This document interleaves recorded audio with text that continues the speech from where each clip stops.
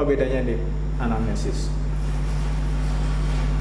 Kalau misalnya luka misalnya, di anamnesis apa? Apa aja kelompoknya yang gedenya? Kalau anamnesis untuk surgical, Lokasi. Lokasi.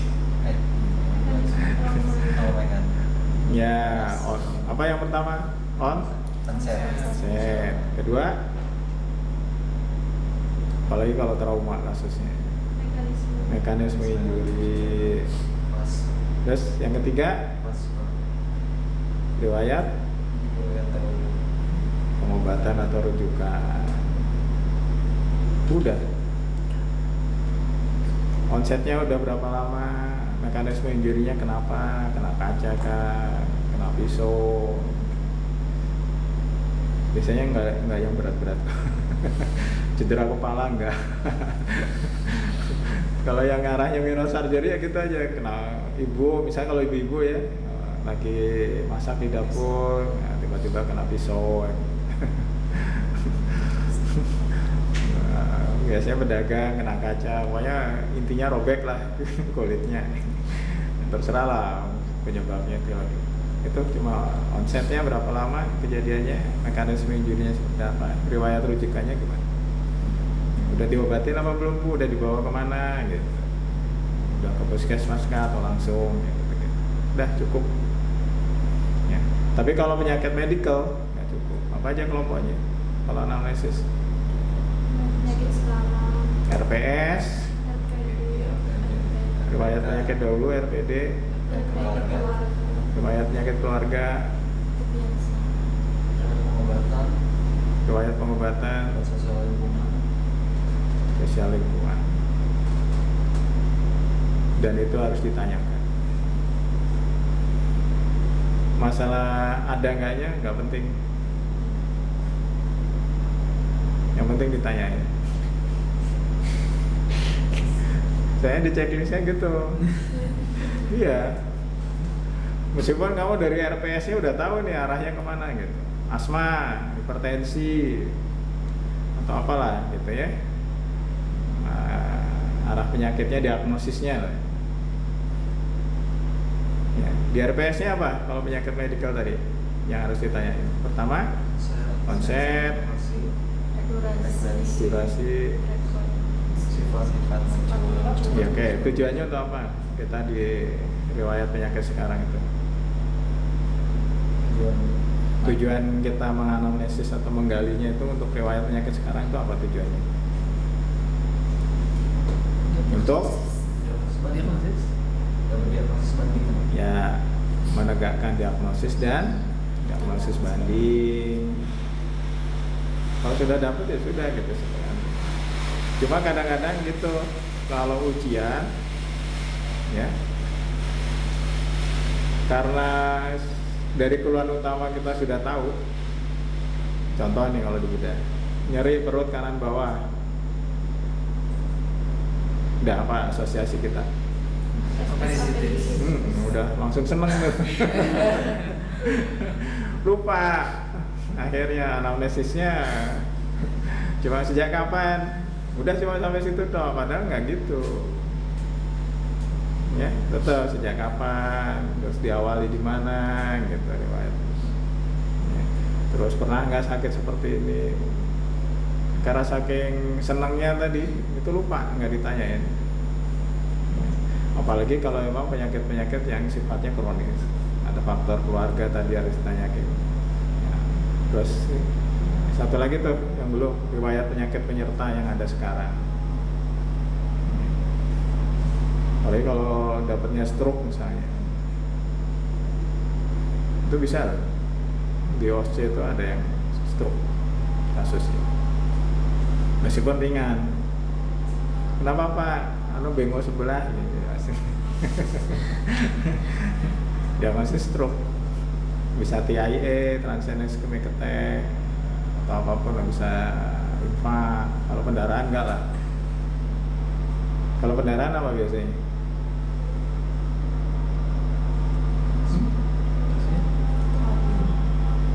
Enggak, kalau pendarahan, stroke pendarahan kondisi pasiennya gimana? Penurunan kesadaran. Kalau cuma bengong-bengong gitu kan stroke ringan aja. Biasanya apa yang paling sering? Yang paling sering diagnosisnya apa? TIA, transient ischemic attack nanti. Ada beberapa yang gitu. Apalagi yang agak berat, ya paling lumpuh sebelah. Tapi jarang sih yang saya tahu, biasanya cuma bemo sebelah. Apa Bu, kenapa ini? Ini bemo sebelah nggak bisa. Meskipun DD-nya tadi apa? Selain stroke? Spasi. Nah, gitu-gitu tuh harus digali nanti di riwayat penyakit sekarang.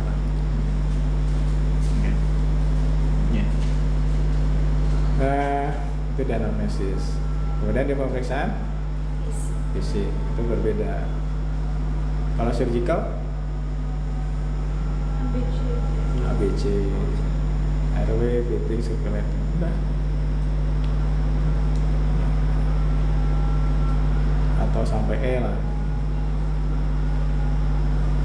Tapi harus tetap ditanyain. Ya. Kalau kamu nggak nanyain, ya kurang nanti di pemeriksaan fisik. Kelompoknya apa aja pemeriksaan fisiknya? ABC, terus udah semua di situ ya. Kalau sudah ABC, sama nanti ada status lokalis. RWBT circulating di situ kan vital sign-nya udah dapat kan? Vital sign udah dapat, tinggal status lokalisnya. Nah, di status lokalisnya ya udah apa di situ. Kalau vulnus ya udah vulnus. Cuma kadang-kadang saya heran tuh, cuma 40% yang benar menegakkan diagnosis vulnus. Ibu-ibu kerja di dapur kena pisau, apa diagnosis vulnus apa?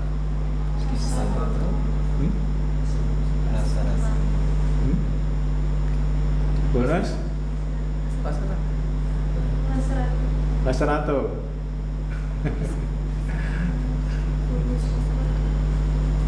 Vulnus kena pisau. Vulnus, skiso, sayat. Apa bedanya skiso sama laserato?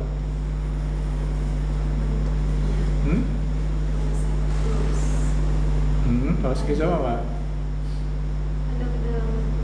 Dalamnya ada, laserato juga ada. Cuma apa bedanya?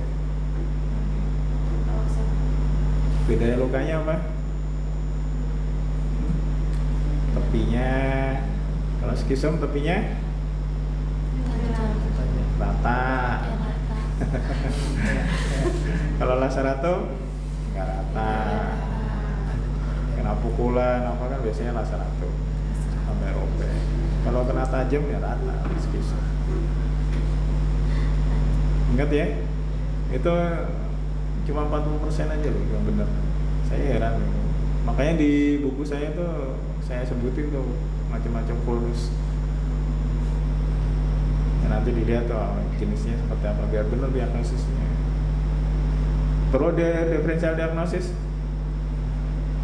Nggak perlu. Dan biasanya nggak diminta sih.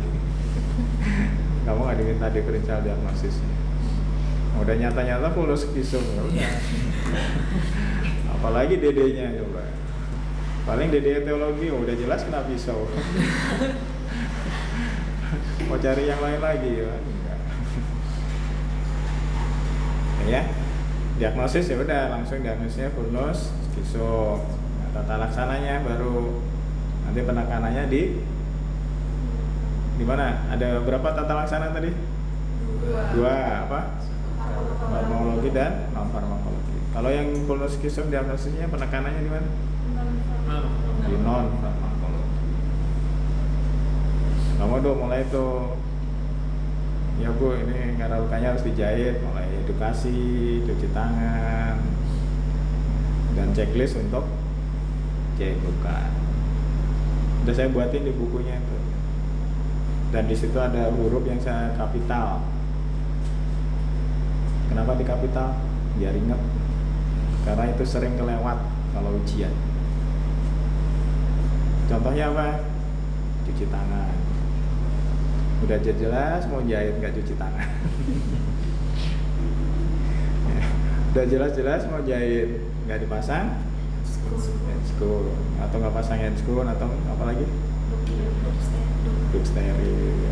Itu yang fatal tuh. Kalau itu sampai nggak dikerjain, itu bisa nilainya 0. Sekalipun kamu ngerjain banyak, 0. Kenapa itu dianggap fatal? Artinya kita tidak memahami teknik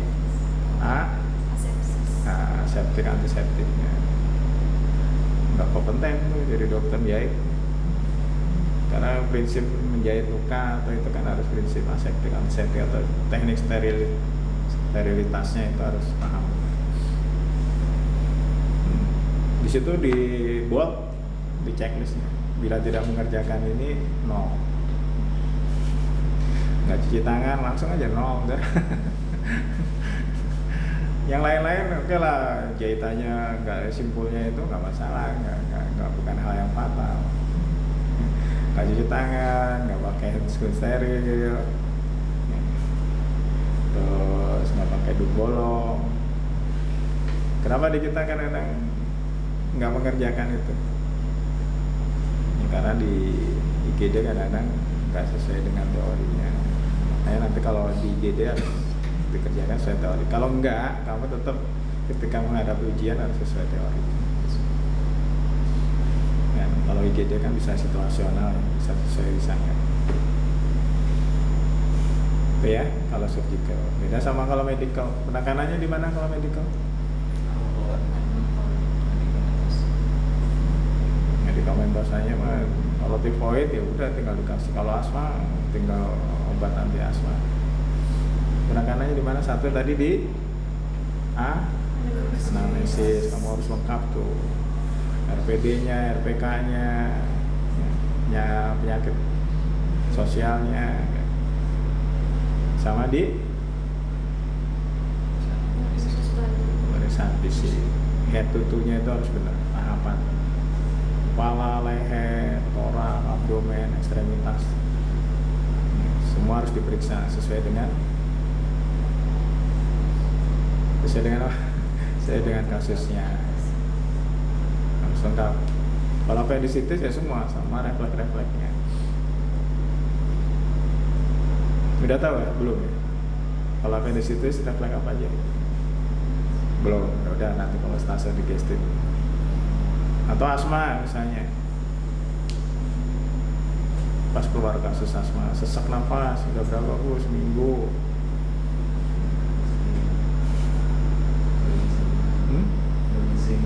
Ya, bukan hanya itu, dari atasnya apa dulu? Retraksi, dari atasnya lagi. Nah, gitu maksudnya. Ya pemeriksaan di kepalanya itu apa sih yang harus ditemukan, ada nggak gitu ya, baru lehernya apa, JPPK atau apa gitu, nah enggak ya kan. Orang sesak nafas kan sumbernya dari dua apa ya, bedainnya kalau di leher apa biasanya ya, atau istilahnya apa ya, kata JPP atau jugular neck vein. Baru toraknya lengkap tuh, udah. Kalau diagnosisnya DD-nya lah, terus farmakologinya justru nggak banyak. Kalau asma ya udah dikasih anti asma, hipertensi ya kasih anti hipertensi. Kalau appendicitis ya paling dikirim terus ke dokter digestik atau bedah umum. Kita kan cuma menegakkan sampai diagnostik appendicitis. Mau ngasih obat, mau diobati apa? Kelainan apa itu? Iya, anatomi. Kan nggak dikasih obat. Oke, udah pertanyaan dulu? Nggak ada masih? Iya, apa? Kalau yang stroke infarct tadi kelainan anatomis tuh, tapi kan pengobatannya medikal. Itu yang diobati kan akibatnya, bukan etiologinya.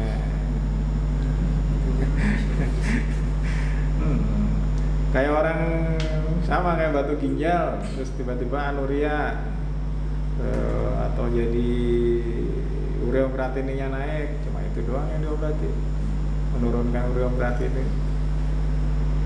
Tapi etiologinya nggak diapa-apain. Kan bukan itu kan solusinya. Orang koma uremicum, ternyata gagal ginjalnya kenapa? Ternyata ada batu ureter. Mana yang diobati? Kan etiologinya batu ureter ya. Oke lah, memang fisiologinya juga harus ini kan, komanya harus diatasi kan. Tapi sumber utamanya harus diatasi dulu. Ya, dia lagi. Ya udah. Oke, ya udah kalau udah itu ya. Ini hari terakhir ya? Orientasi.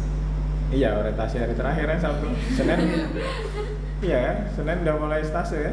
Nah, udah lah. Kalau di Bedah Saraf udah ada bukunya, udah ada YouTube-nya, tinggal dilihat. Belum lengkap sih YouTube-nya, sambil nyicil terus. Jadi nanti kalau dulu kan ada bimbingan baca CT scan gitu ya. Nah, udah kamu udah lihat sih YouTube-nya cara baca CT scan. Belum. Udah subscribe belum? Belum. Udah seminggu belum subscribe.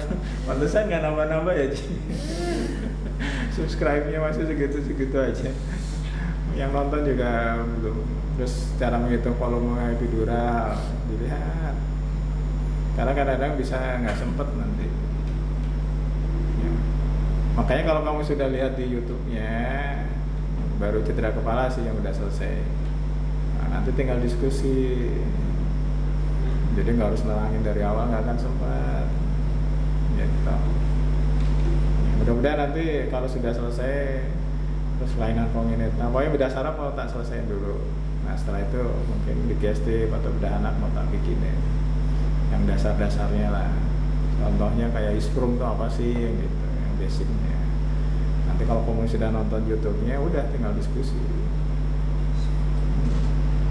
Appendicitis itu apa sih, gitu.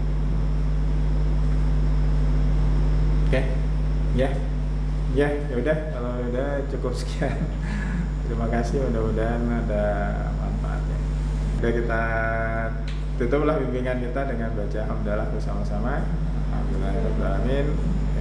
Assalamualaikum warahmatullahi wabarakatuh. Waalaikumsalam warahmatullahi wabarakatuh.